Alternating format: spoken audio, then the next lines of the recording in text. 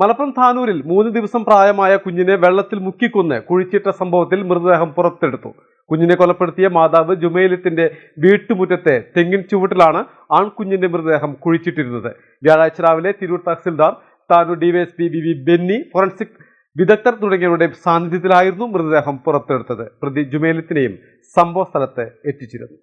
ഫെബ്രുവരി 26-നാണ് താനൂർ ഒട്ടുംപുറം സ്വദേശി ജുമൈലത്ത് കോഴിക്കോട് മെഡിക്കൽ കോളേജിൽ ആൺകുഞ്ഞിന് ജന്മം നൽകിയത്. ജുമൈലത്തിന്റെ 4ാമത്തെ കുട്ടിയാണിത്. പ്രസവത്തിന് ശേഷം യുവതി സ്വന്തം വീട്ടിൽ തിരികെ എത്തുകയായിരുന്നു. ഇതിനിടെയാണ് 3 ദിവസം പ്രായമുള്ള കുഞ്ഞിനെ കൊന്ന് കുഴിച്ചിട്ടെന്ന വിവരം പോലീസിന് ലഭിക്കുന്നത്. ഇതോടെ ജുമൈലത്തിനെ കസ്റ്റഡിയിലെടുത്ത് ചോദ്യം ചെയ്തതോടെ പ്രതി കുറ്റം സമ്മതിക്കുകയായിരുന്നു. മാനഹാനി ഭയന്നാണ് കുഞ്ഞിനെ ബക്കറ്റിലെ വെള്ളത്തിൽ മുക്കിക്കൊല്ലപ്പെടുത്തിയതെന്നാണ് ജുമൈലത്തിന്റെ മൊഴി. ശേഷം വീട്ടുമുറ്റത്ത് കുഴിച്ചിടുകയായിരുന്നു. വീട്ടിലുണ്ടായിരുന്ന മാതാവ് ഉറങ്ങിയ സമയത്താണ് കൃത്യം നടത്തിയിരിക്കുന്നതെന്ന് യുവതി നൽകിയ മൊഴി. ജുമൈലത്തും ഭർത്താവും പിരിഞ്ഞു താമസിക്കുകയാണ്. കുഞ്ഞിനെ കൊലപ്പെടുത്തിയ ജുമൈലത്തിന്റെ വീട്ടുമുറ്റത്ത് തെങ്ങിൻ ചുവട്ടിലാണ് ആൺകുഞ്ഞിന്റെ മൃതദേഹം കുഴിച്ചിട്ടിരുന്നത്.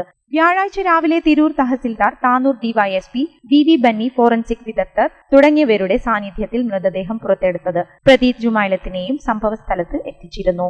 മലബാർ ടൈംസ്, താനൂർ.